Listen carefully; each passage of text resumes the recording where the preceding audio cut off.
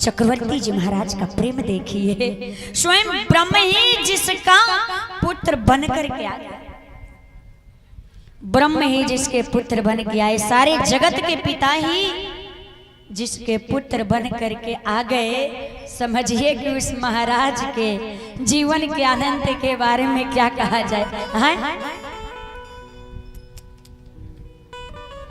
गृह गृह बाज बधाव शुभ प्रगटे सुषमा कंद हरसवंत सब जहत नगर नारे नर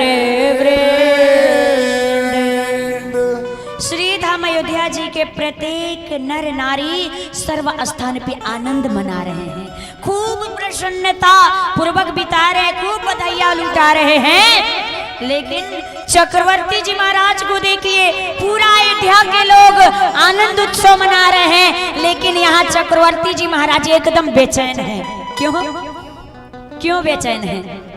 चक्रवर्ती जी महाराज इसलिए बेचैन है कि वो सोच रहे हैं कि गुरु जी ने कहा था धरा हो धीरे होई है सुते चारी।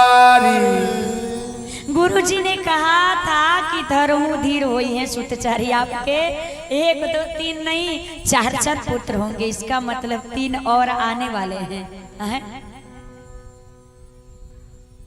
3 और आने वाले, अभी सोच ही रहे थे तब तक उसी समय पे कहे सुतासु मित्रा दो,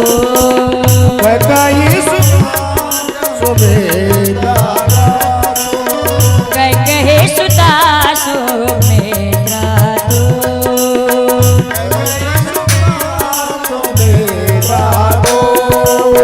सुंदर सुत जन मत भयो,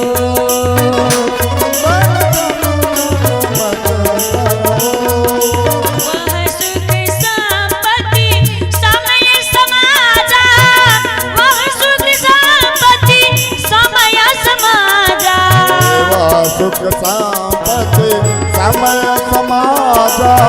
वह सुख संपत्ति समय समाजा, वह सुख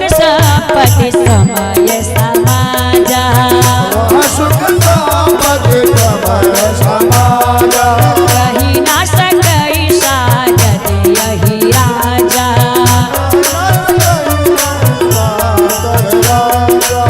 अवधपुरी सो आई यही भांति,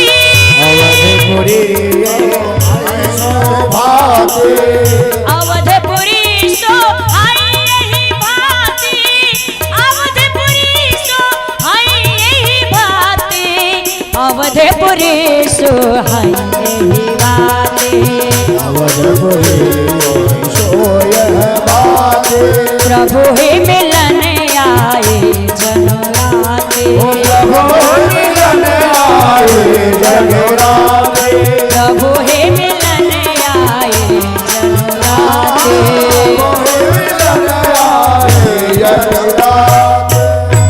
कहे सुतासु मित्रा दो,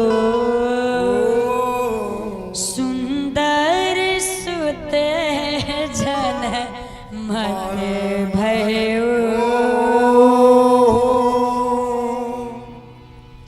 जैसे भगवान आए ठीक भगवान के पीछे कैकेयी मैया ने एक लल्ला को जन्म दिया, उसके बाद सुमित्रा मैया ने 2 लल्ला को जन्म दिया। अब सोचिए,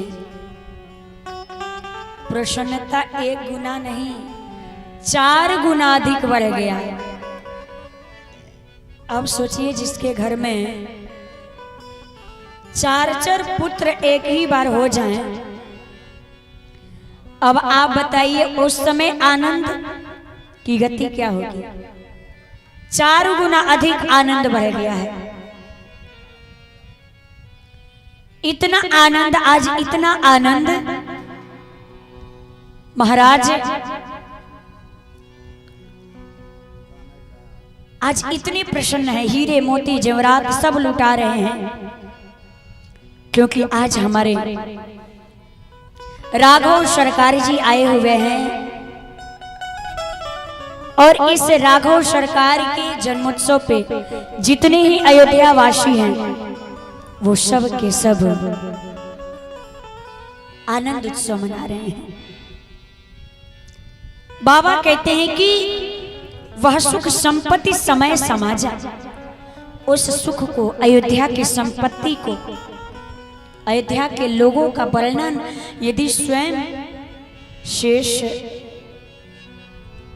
नारायण और सरस्वती भी करें तो भी नहीं कर सकते। इतना आनंद है, सब आनंद में मग्न है। ऐसा लगता है कि दिन के दोपहर में ही रात्रि मिलने आ गई है। अयोध्या वासियों ने सुना कि यज्ञ नारायण की कृपा से पुत्रों ने अवतार लिया है, अपने अपने घरों में यज्ञ आहुति प्रारंभ कर दिए हो, आहुति करने लगे। अब जैसे ही आहुति करना प्रारंभ किए, अब धुआं उठा तो धुआं ऊपर जाकर के एक परत बना लिया और सूर्य नारायण देव जी देखे कि मेरे वंश में भगवान का अवतार हुआ, दर्शन करने के लिए आ गए। और जैसे ही ऊपर खड़े होकर के देखें, जैसे धुआं एक परत बनाया, सूर्य नारायण देव जी को आनंद उत्सव देखना ही बंद हो गया, देख ही नहीं पा रहे थे। ऐसा लग रहा है कि दिन के 12 बजे ही प्रभु ही मिलन आए जनुराती। सूर्य नारायण देव जी सोचने लगे, मैं कितना भाग्यशाली हूँ जो मेरे कुल में ब्रह्म का अवतार भया है, लेकिन कुछ दिखाई नहीं पड़ रहा है। सूर्य नारायण देव जी ऊपर और प्रभु नीचे, ऊपर से देख रहे हैं बीच में धुआं का परत, उत्सव दिखाई देना बंद हो गया। सूर्य नारायण देव जी सोच रहे हैं कि बादल छटे तो मैं दर्शन करूं और दर्शन करके जाऊं वहां से। सभी अपने अपने भाग्य की प्रशंसा कर रहे हैं। अब बादल छटा, भगवान दर्शन किए उस आनंद उत्सव का, और जैसे ही दर्शन किए उस आनंद उत्सव का, भगवान वहीं पे रुक गए। कौतुक देखी पतंग भुलाना, एक मास ते ही जाते ना जाना। कौतुक कहे तो उस आनंद उत्सव को, कौतुक देख उस उत्सव को देख करके, पतंग कहे तो सूर्य नारायण देव जी अपने रथ को चलाना ही भूल गए।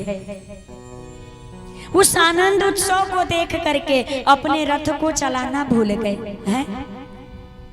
अयोध्या जी के उत्सव को देख करके 1 महीने तक खड़े के खड़े रह गए। 1 महीने का 1 दिन हो गया। मास दिवस कर दिवस भा मरम न जानई को, रथ समेत रवि था के निशा कवन विधि हो। 1 महीने का 1 दिन हो गया। सूर्य नारायण देव जी खड़े के खड़े रह गए, पता नहीं चला कि 1 महीना कैसे बीत गया। ये प्रसंग कहता है प्यारे, जब हमारे जीवन में आनंद की गति प्राप्त होती है ना, तो समय कैसे बीत जाता है कुछ पता नहीं चलता है।